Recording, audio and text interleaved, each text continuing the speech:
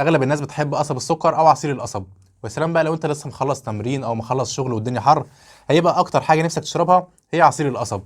بس يا ترى لو انت مريض سكر، تفتكر هيسبب لك ضرر ولا لا؟ ده اللي هنعرفه في الحلقه بشكل مبسط ان شاء الله. خليكم معانا.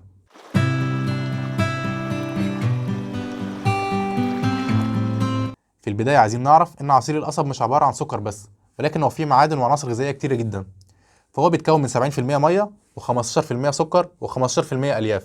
وفيه معادن كتير زي الكالسيوم والبوتاسيوم والمغنيسيوم، ومواد مضاده للاكسده اللي بتقوي المناعه وبتقلل الاصابه بامراض كتير زي امراض القلب والسرطان لا قدر الله، وامراض مزمنه كتيره جدا. طيب احنا عرفنا ان عصير القصب مفيد جدا، بس يا ترى المرضى السكر هيبقى مفيد برضه ولا لا؟ طيب هنفترض انك تشرب كوبايه عصير قصب فيها 250 مللي. ال 250 مللي دول فيهم حوالي 184 سعر حراري و50 جرام سكر.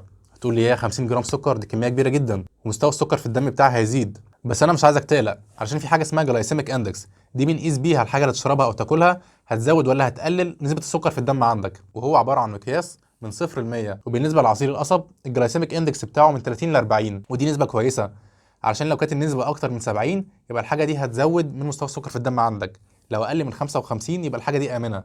وزي ما قلنا احنا عصير القصب النسبه بتاعته من 30 ل 40، فهي حاجه امنه جدا. مش بس كده، ولكن كمان عصير القصب في ماده اسمها البوليفينول. الماده دي بتزود من افراز هرمون الانسولين من البنكرياس عندك، ولما نسبه الانسولين بتزيد هتظبط لك مستوى السكر في الدم، لانه بينقل الجلوكوز من الدم للخلايا عندك.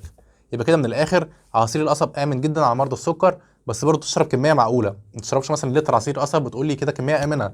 اشرب كوبايه واحده في اليوم او كوبايتين بكتير جدا، والموضوع هيبقى كمان مفيد ليك. انا كده خلصت الحلقه، يا رب تكونوا استفدتوا منها ومن عصير القصب طبعا. ولو لسه في اي حد عنده اي سؤال يكتب في الكومنتات تحت وانا هرد على كل الناس ان شاء الله. وما تنسوش تعملوا لايك للفيديو عشان يوصل لكل الناس. كان معاكم دكتور محمود العطار من فيت باي ساينس. شكرا ليكم.